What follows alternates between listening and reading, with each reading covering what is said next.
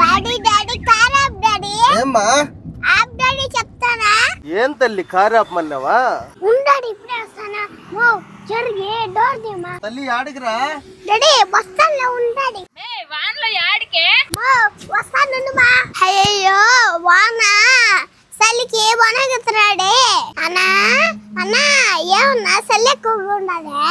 అమ్మా ఏం పర్లేదమ్మా. అన్నా చలి ఎక్కువగాలే? అంత చలి ఏం లేదు కానీ వాన పడతాదమ్మా. చలి లేదా? డాడీ డాడీ కార్ స్టార్ట్ చేయి డాడీ. ఏంది వేదా?